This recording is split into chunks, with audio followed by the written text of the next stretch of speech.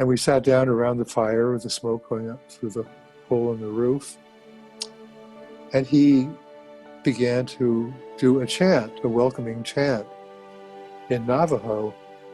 And I had exactly the same feeling that I did in that temple in White Plains, New York. I was in the presence of something that awesome. And it just, I don't know,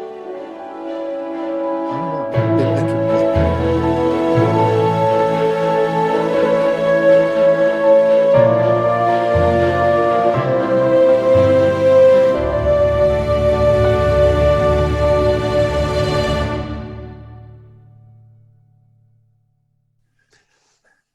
I guess where I'd like to start is how did you get involved with Jung? What attracted you to Jung? And what was your process or your progression? In my sophomore year at college, we were reading a secondary source on personality theory, and there was a description of C.G. Jung, Swiss psychiatrist, student, a younger colleague of Freud's, and who split from Freud because of Freud's reductive attitude toward everything. It was a bit like what I was doing in my psychoanalyzing everything. Oh, it's all understandable. It's just this and that dynamic and that complex. But somehow Jung was interested in, he didn't rule out religion, spirituality. I don't think I learned there, but his doctoral dissertation was done about extrasensory perception. Anyway, there was some sense that I got from reading about Jung that there was a lot more to the psyche, let's say, than what Freud had talked about. Yes, they both believed in the unconscious and the importance of understanding the unconscious, but Jung had a different attitude that seemed very appealing to me. One of the things that intrigued me in our conversation last time was, in your growing up, you talked about that your father was a communist, a psychologist, and very much a materialist, as you called it. And your mother was the one with some religion to it. And if you'll talk about, you decided at one point that you didn't want to go to school because of Jewish holidays because you were getting teased. And so your mother put an ultimatum to you. We grew up in a community that was maybe at best 10% Jewish. Many years later, it became much more of a Jewish community, well known as a Jewish community. But of the few kids who were Jewish, and there was discrimination not in the school but in the community, I just decided I didn't want to keep going to school, and my Jewish friends were at home because of the holidays, and I was told if I was not going to go to school, then I had to go to temple. So I went to temple, and I may have gone with a friend, I don't remember. But the thing that struck me so that I think about from time to time is that when I think simply being in the temple was meaningful to me. The eternal light, which I guess I knew about somehow, was there. And then when the rabbi started to do a prayer in Hebrew, of which I understood not a single word, what I did notice was the hair on the back of my neck standing up, and that felt very, very moving to me. So I think I knew. I didn't have the words for it, I didn't have the language, but I knew that something important was happening. I was in the presence of something that had meaning. And well, you had talked a little bit about other experiences of mystery before, and like, tell me about your experience. I don't know where it was in the Navajo Nation. Yeah, yeah. That was quite recently. Maybe, I mean, relatively speaking, 6 or 7, 8 years ago, maybe. The a Jungian analyst in Santa Fe, New Mexico, had developed a pretty close relationship to some people who were living around the Canyon de Chelly, people from the Navajo Nation, and he organized a week-long workshop on healing, and particularly from a shamanic standpoint, parallels um, to Jungian ideas about healing. We were invited to go out to the Hogan, where one of these medicine men lived. So I think the sun was setting as we drove out into the desert and came to a very small compound of a house and a barn, a small barn maybe, and around Hogan, where this medicine man greeted us. And the Hogan had one door and a hole in the roof for the, he had made a fire, and the little fire was burning. And one bulb, electric light bulb hanging from the ceiling. And he invited us in to come join him, and explained that we were to walk clockwise in a circle going in and when we were going to leave. And we sat down around the fire with the smoke going up through the hole in the roof. And he began to do a chant, a welcoming chant in Navajo. And I had exactly the same feeling that I did in that temple in White Plains, New York, of I was in the presence of something that awesome. And it, it just, I don't know, it entered me, let me say, and I, felt very good. It felt, just felt right somehow. Mm-hmm. And I can think of an experience, something like that, a number of experiences like that, more in relationship to people, in which being in nature is one of, being outside, being camping, or being out on the water, on the ocean, or in the bay, has always been a place where I feel very content and contained and close to, I don't often think of it this way, but I think close to God. Mm-hmm.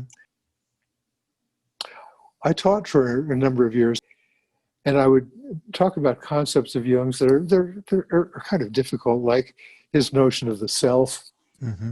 with a capital S, which Right. is very close to God, and so on. Once a semester, once a period, somebody would be talking about a case, and something happened in the room in which the sense of distance between people diminished. It was the kind of hair standing up on the back of your neck experience, a sense of closeness, of oneness, that I wasn't the only one experiencing it, but everybody, I say everybody, I think everybody was feeling the same thing. And they would kind of want to go on, and I would say, wait. I've been trying to talk about the self. I think what we're experiencing here is something of what Jung was trying to get at, that we're experiencing something beyond words. Well, the self, Yeah. if we,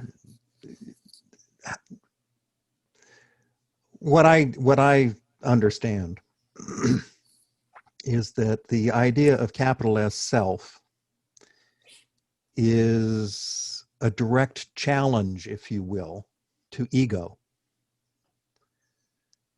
Mm-hmm. That the small s self is the ego-filled self that is all about me, but the capital S self is really that which has some element of, for lack of a better term, the divine, or the understanding of something greater than just me. Mm-hmm.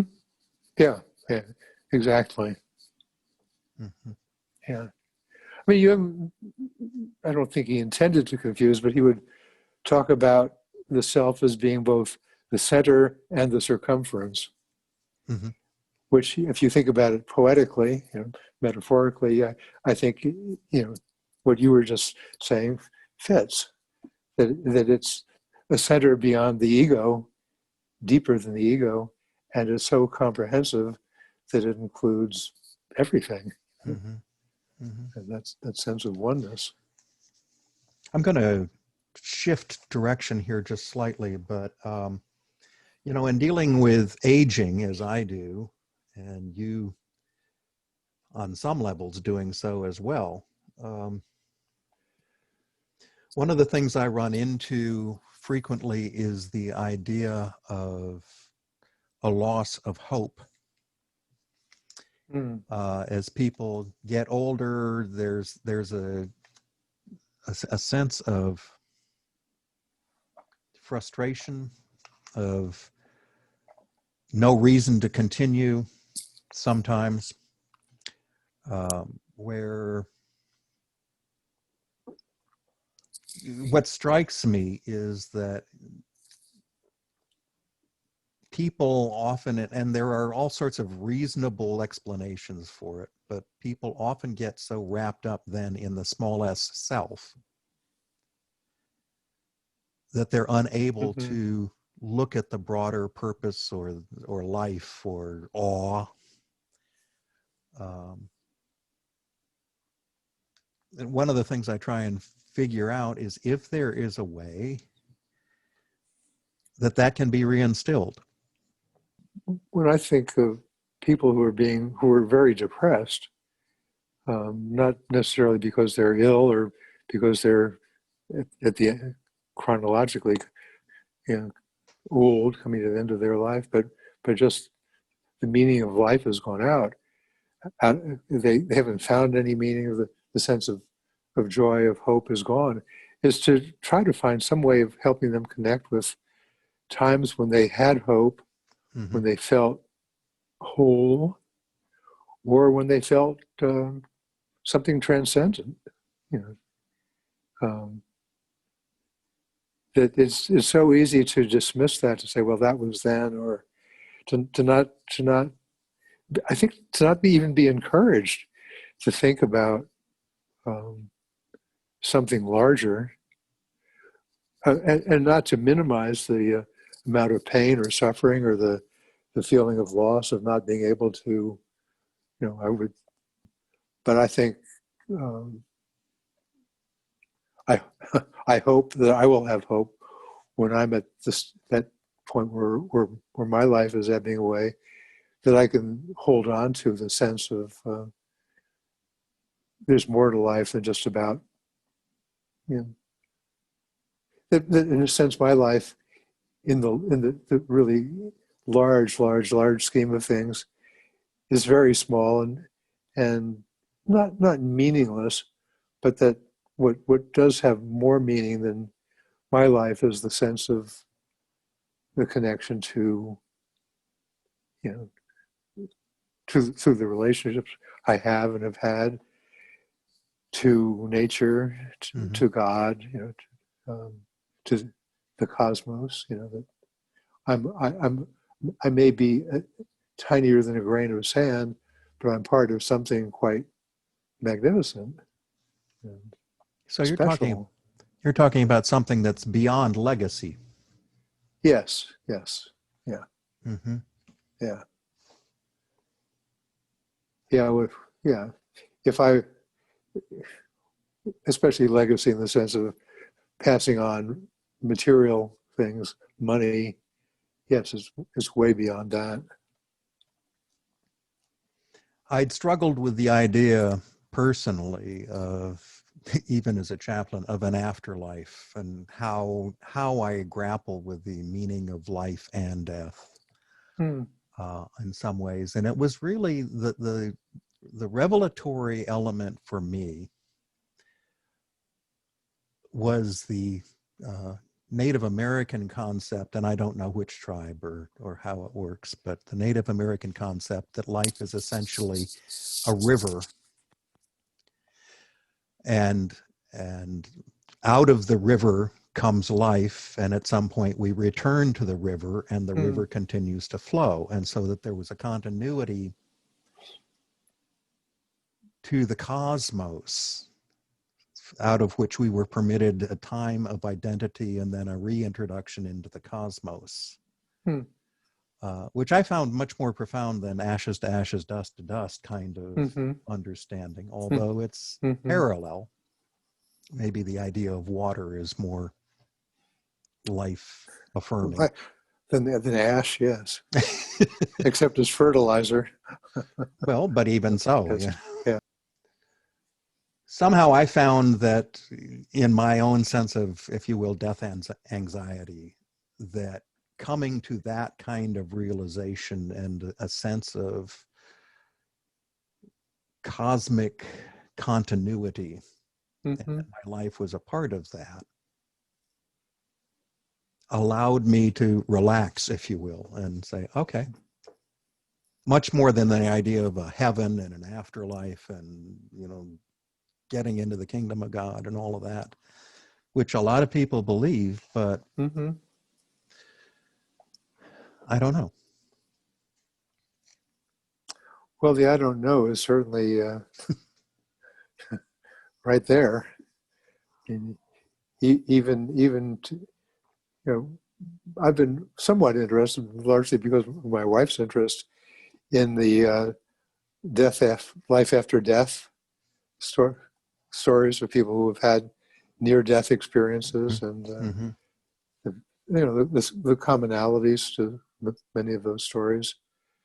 But I think I'm still at the I don't know stage, and I like the idea of kind of returning to some place in the cosmos that I came from, that I'm not leaving entirely. Gosh, I gotta say, it's been a while since I've thought about these things. You had said you had worked for, what, 17 years at Children's Hospital? 15, yeah. 15 years. Did you have moments with people and children that connected you, helped you connect them maybe to that kind of opportunity or experience yourself of? Well, you know, I had very little contact with kids who were dying. And it was really interesting that when I was there, the hospital went through a real change in learning about how to deal with children who were dying. It was kind of around the time of Elizabeth Kubler-Ross and her writing that may have had something to do with it. But what I saw change very dramatically, and again, I was a witness to the changes not being in it and part of it. But when a child was dying, the kid was often put in a room and the curtains were closed, and you sort of made your way around it. You avoided it.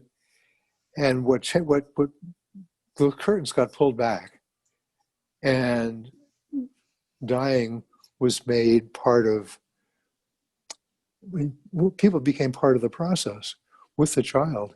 And it made an enormous difference, both to staff and to children and to parents, to push aside that isolation and treating it, in a way, treating the kid as though he or she were dead already. You know, but to come together, and I you know, I can feel that shiver about to start, of thinking that in this moment in which a child is going to be taking its last breath, that the people are gathered and are with this child and are at one with each other, and experiencing some kind of sense that this is a profound moment.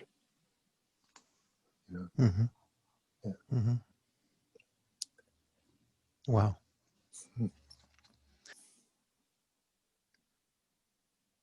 It takes a level, among other things, a level of acceptance, wouldn't you say? You have to be willing to say yes. And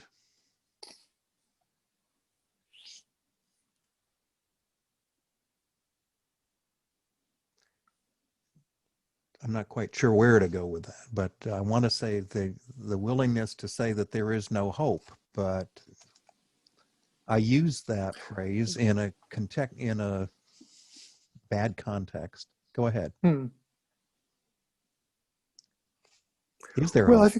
I think there's a difference, but I think there's a difference between accepting the fact that you're dying and hope.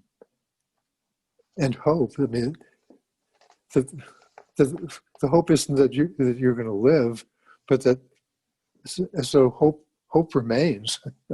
Hope is there and will be there, and hope brings in all that's positive and that's been positive in one's life. You know, that there is to feel grateful for. Yeah. So hope is in gratitude, among other things. Yes. You can find hope in gratitude. Yes. Yeah. Yeah. I hadn't thought about it that way before, but yes. I think maybe it's, if they're not one contained by the other, that the feeling of what is it in hope and in gratitude, that there's something bigger, that there's something enduring, not materially, but that something has been given and received. A meeting, a coming together. In our last conversation, you had spoken, and using this element as well, you had spoken about your experience in the synagogue and your experience in the Hogan. But what struck me is, in addition to what we were just talking about, that ritual has a large portion of, is a container for hope, is a container for connection, if you will, that it is a way to rehearse the holy and rehearse our connection, even with the divine. I mean, when you talked about in temple, and you thought it was Yom Kippur, that the beginning of the ritual is when your hair stood on the back of your neck, and the ritual in the Hogan. Yeah. It reminds me of worked in my office for a period of time with a guy who was adopted into, I think he was adopted into a Jewish family. I'm not sure if, yeah, he must have been Jewish too. But he was going to a wedding, and he was very skeptical, very irreligious, and had the experience of being one of the people who held up the huppah, the canopy under which the couple are married. And when he came back, he talked about how profound an experience it was to realize that he was standing in the footsteps of how many generations of people who have, been part of the ceremony of a marriage taking place, and how moving that was to him. Well, yeah. I think that awareness that this is not just a ritual that we've created today, but something that we're sharing. Well, speaking of rituals, well, it's a little of both. Contains creating today, but going back a long way. And returning to the question of, is it possible to reinstill that sense of oneness or hope or connection in aging? It strikes me that one of the ways that you've intimated is in that kind of group opportunity. If you can get to a level of connection. And the word I'm looking at is intimacy. Mm-hmm. That there needs to be Mm-hmm. an ability or a willingness to have some level of intimacy, even if it's not that I feel no hope or I can't wait to Mm-hmm. die. Mm-hmm. Well, let's talk about that. Mm-hmm.